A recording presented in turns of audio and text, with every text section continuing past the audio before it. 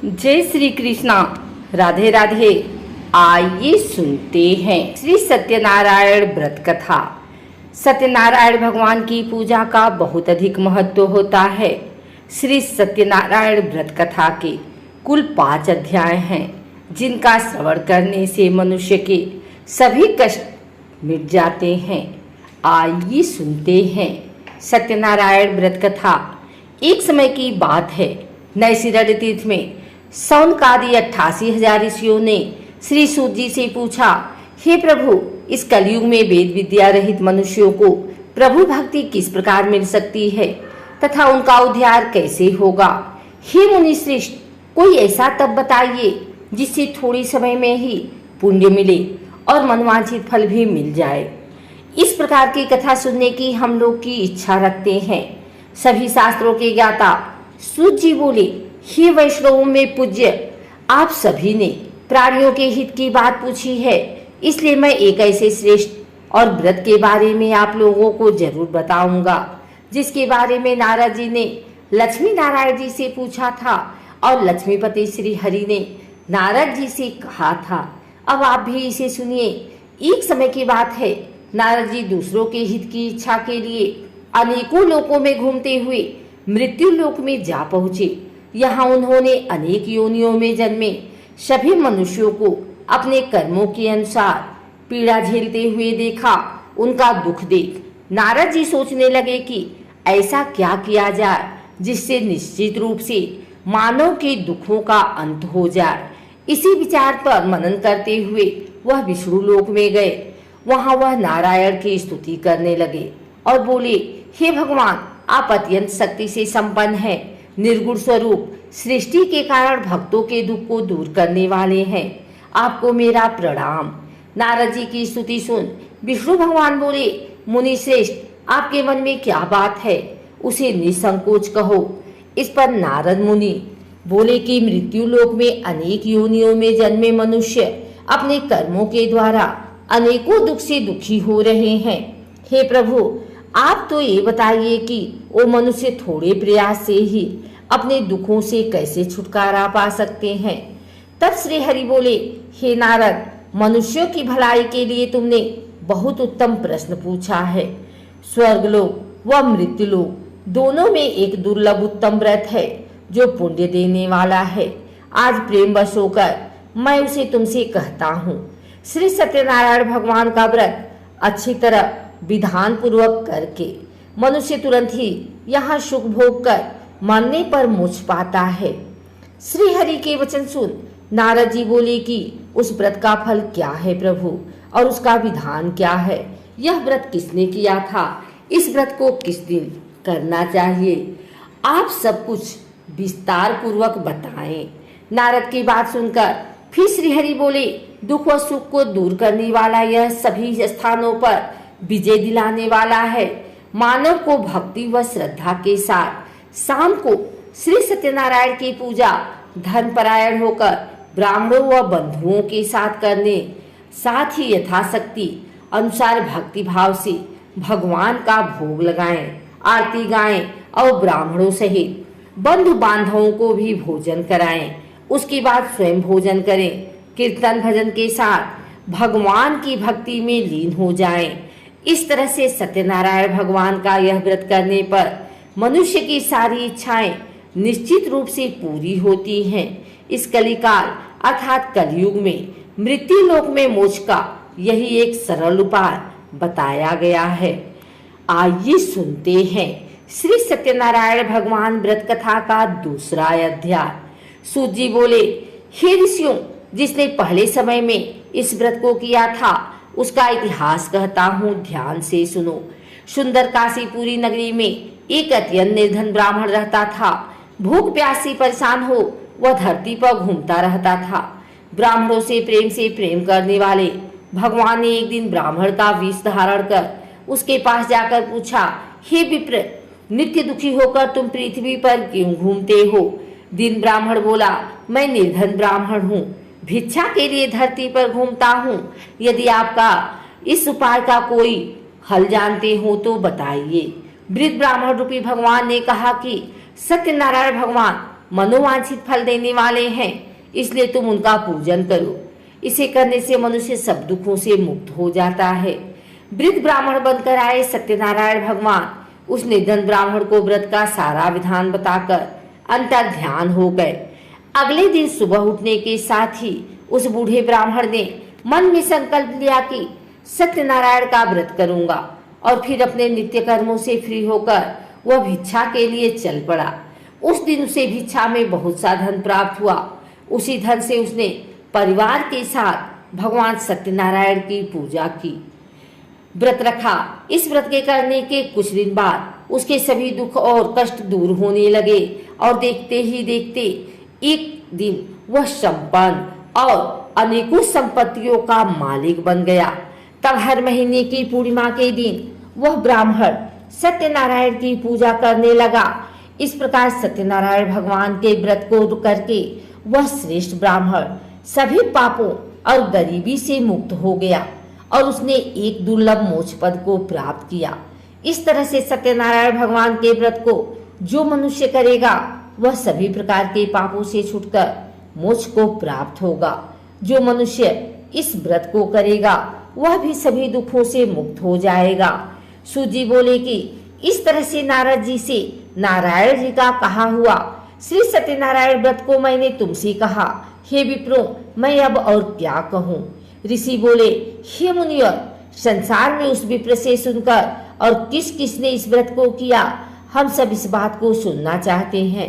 इसके लिए हमारे मन में श्रद्धा का भाव है। सूत जी बोले, हे मुनियों, जिस जिसने इस व्रत को किया है वह सब सुनो। एक समय वही विप्र धन व ऐश्वर्य के अनुसार अपने बंधु बांधवों के साथ इस व्रत को करने को तैयार हुआ। उसी समय एक लकड़ी बेचने वाला बूढ़ा आदमी आया और लकड़ियां बाहर रखकर अंदर ब्राह्मण के घर में गया। प्यास से दुखी वह लकड़हारा उनको व्रत करते देख विप्र को नमस्कार कर पूछने लगा कि आप यह क्या कर रहे हैं तथा इसे करने से आपको क्या फल मिलेगा, कृपा करके मुझे भी बताएं। ब्राह्मण ने कहा कि सब मनोकामनाओं को पूरा करने वाला यह सत्यनारायण भगवान का व्रत है। इनकी कृपा से ही मेरे घर में धन धान्य आदि की वृद्धि हुई है। विप्र से सत्यनारायण व्रत के बारे में जानकर लकड़हारा बहुत प्रसन्न हुआ। चरण अमृत लेकर वह प्रसाद खाने के बाद अपने घर गया। लकड़हारे ने अपने मन में संकल्प किया कि आज लकड़ी बेचने से जो धन मिलेगा उसी से श्री सत्यनारायण भगवान का उत्तम व्रत करूंगा।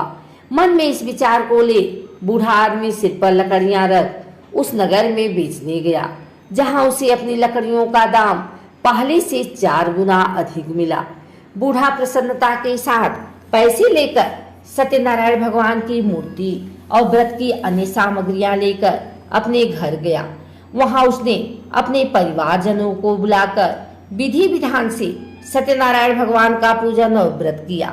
इस व्रत के प्रभाव से वह बूढ़ा लकड़हारा धन पुत्र आदि से युक्त होकर संसार के समस्त सुख भोग अंत काल में वैकुंठ धाम चला गया।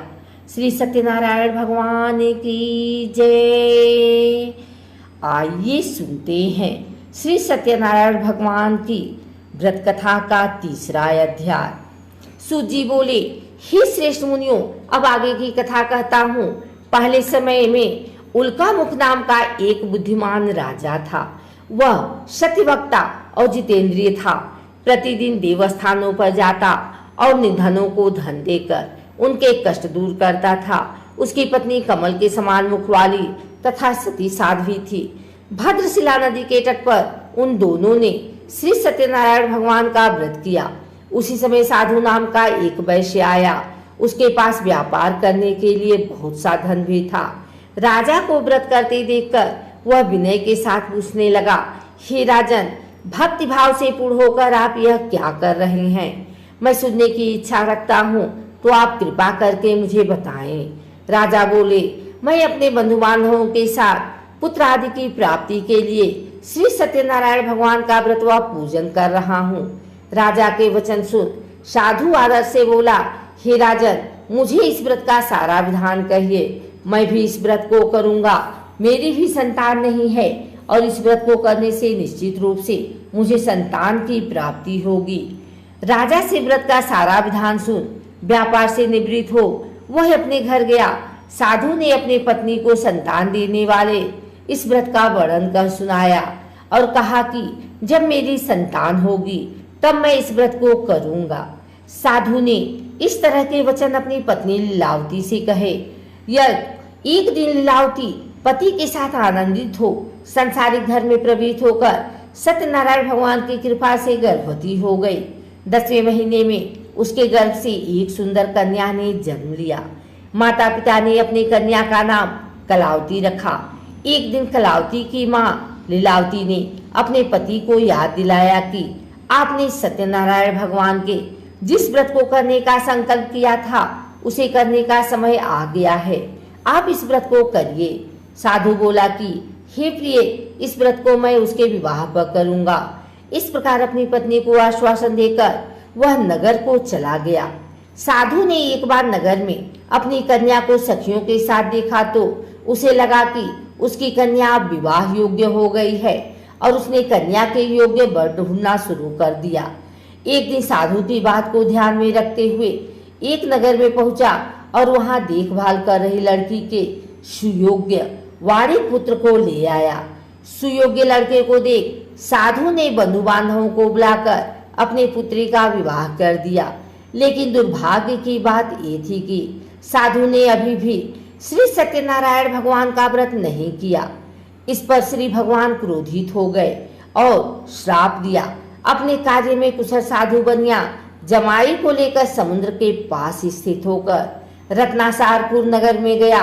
वहां जाकर दामाद ससुर दोनों मिलकर चंद्रकेतु राजा के नगर में व्यापार करने लगे। एक दिन भगवान सत्यनारायण की माया से एक चोर राजा का धन चुरा कर भाग रहा था। उसने राजा के सिपाहियों को अपना पीछा करते देख चुराया हुआ धन वहां रख दिया जहां साधु अपने जमाई के साथ ठहरा हुआ था। राजा के सिपाहियों ने साधु वैश्य के पास राजा का धन पड़ा देखा तो वह ससुर जमाई दोनों को बांधकर प्रसन्नता से राजा के पास ले गए और कहा कि उन दोनों चोरों ने हम पकड़ लिए हैं, अब आप आगे की कार्यवाही कीजिए। राजा की आज्ञा से उन दोनों को कठिन कारावास में डाल दिया गया और उनका सारा धन भी उनसे छीन लिया गया। श्री सत्यनारायण भगवान से श्राप से साधु की पत्नी भी बहुत दुखी हुई। घर में जो धन रखा था उसे चोर चुरा ले गए। शारीरिक तथा मानसिक पीड़ा वह भूख प्यास से अति दुखी हो अन्न की चिंता में कलावती के ब्राह्मण के घर गई। वहां उसने श्री सत्यनारायण भगवान का व्रत होते देखा, फिर कथा भी सुनी। वह प्रसाद ग्रहण कर रात को घर वापिस आई। माता के कलावती से पूछा कि हे पुत्री, अब तुम कहाँ थी, तेरे मन में क्या है? कलावती ने अपनी माता से कहा, हे माता, मैंने एक ब्राह्मण के घर में श्री सत्यनारायण भगवान का व्रत देखा है। कन्या के वचन सुन लीलावती भगवान के पूजन की तैयारी करने लगी।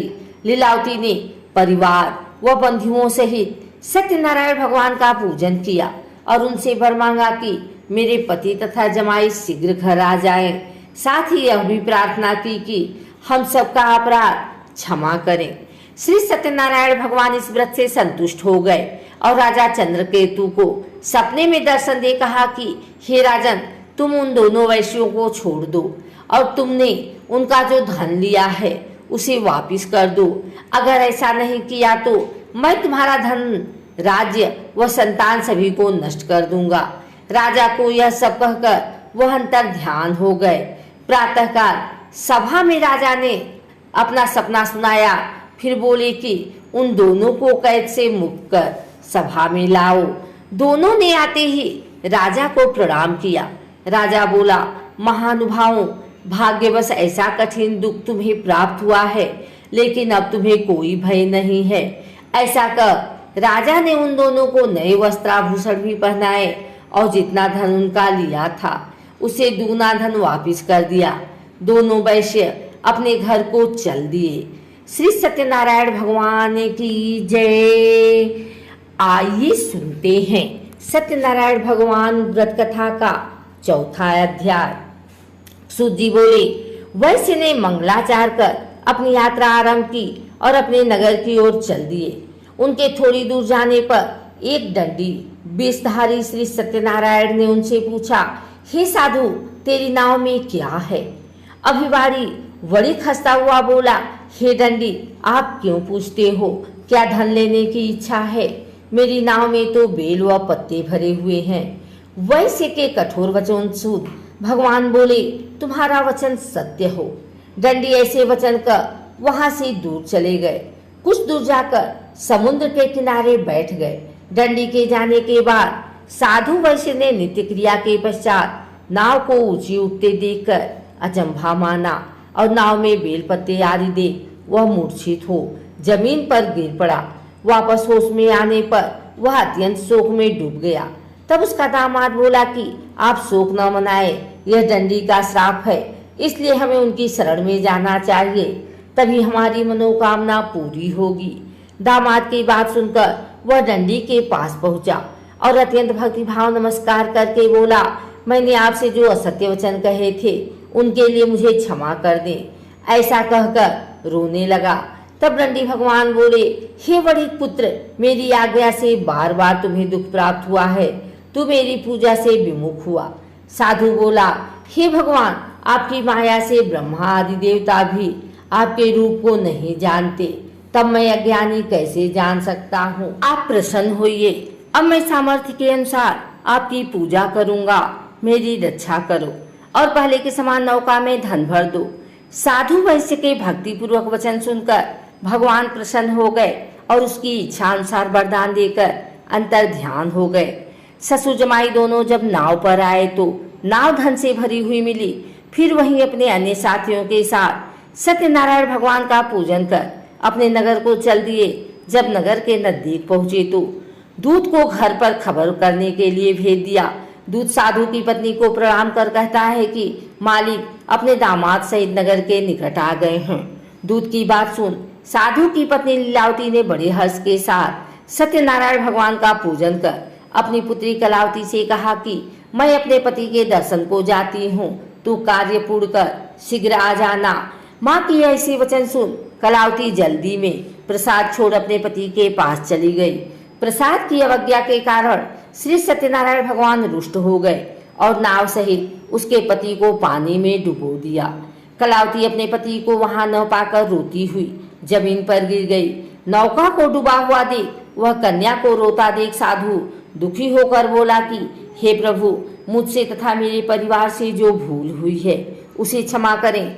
साधु के दीन वचन सुनकर श्री सत्यनारायण भगवान प्रसन्न हो गए और आकाशवाणी हुई, हे साधु, तेरी कन्या मेरे प्रसाद को छोड़कर आई है, इसलिए इसका पति अदृश्य हो गया है। यदि वह घर जाकर प्रसाद खाकर लौटती है तो इसे इसका पति अवश्य मिलेगा। आकाशवाणी सुन कलावती ने वैसा ही किया जैसा आकाशवाणी के दौरान भगवान ने कहा और फिर प्रसाद ग्रहण करने के बाद जब वो वापस आई तो अपने पति के दर्शन करके अत्यंत प्रसन्न हुई। उसके बाद साधु अपने बंधु बांधवों सहित श्री सत्यनारायण भगवान का विधि विधान से पूजन करने लगा। इस लोक का सुख भोग कर वह अंत में स्वर्ग लोक को चला गया। श्री सत्यनारायण भगवान की जय। आइए सुनते हैं श्री सत्यनारायण भगवान व्रत कथा का 5वां अध्याय। सूत जी बोले, हे ऋषियों, मैं और भी एक कथा सुनाता हूँ, उसे भी ध्यान पूर्वक सुनो। प्रजापालन में लिन तुंगध्वज नाम का एक राजा था। उसने भी भगवान का प्रसाद त्याग कर बहुत ही दुख किया। एक बार जंगल में जाकर वन्य पशुओं को मारकर वह बर के पेड़ के नीचे आया। वहां उसने ग्वालों की भक्ति भाव से अपने बंधुओं सहित सत्यनारायण भगवान का पूजन करते देखा। अभिमानवश राजा ने उन्हें देखकर भी पूजा स्थान में नहीं गया और ना ही उसने भगवान को प्रणाम किया। ग्वालों ने राजा को प्रसाद दिया, लेकिन उसने वह प्रसाद नहीं खाया और प्रसाद को वहीं छोड़ वह अपने नगर को चला गया।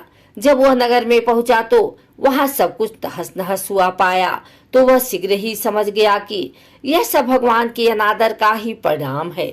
वह दोबारा ग्वालों के पास पहुंचा और विधि पूर्वक पूजा करके प्रसाद खाया तो श्री सत्यनारायण भगवान की कृपा से सब कुछ पहले जैसा हो गया। दीर्घ काल तक सुख भोगने के बाद मरणोपरांत उसे स्वर्गलोक की प्राप्ति हुई, जो मनुष्य परम दुर्लभ इस व्रत को करेगा तो भगवान श्री सत्यनारायण की अनुकंपा से उसे धन धान्य की प्राप्ति होगी। निर्धन धनी हो जाता है और भय मुक्त हो जाकर जीवन जीता है। संतानहीन मनुष्य को संतान सुख मिलता है और सारे मनोरथ पूर्ण होने पर मानव अंतकाल में बैकुंठ धाम को जाता है। तब सूत जी बोले, जिन्होंने पहले इस व्रत को किया है, अब उनके दूसरे जन्म की कथा कहता हूँ। वृद्ध सतानंद ब्राह्मण ने सुदामा का जन्म लेकर मोक्ष की प्राप्ति की। लकड़हारे ने अगले जन्म में निषाद बनकर मोक्ष प्राप्त किया। उल्का मुख नाम का राजा दशरथ होकर बैकुंठ को गए। साधु नाम के वैश्य ने मोर ध्वज बनकर अपने पुत्र को आरे से चीरकर मोक्ष पाया। महाराज तुंगध्वज ने स्वयंभू होकर भगवान में भक्ति युक्त होकर कर्म कर मोक्ष पाया। कथा सुनने के बाद सभी ने श्री हरि का झुककर प्रणाम किया। श्री सत्यनारायण भगवान की जय।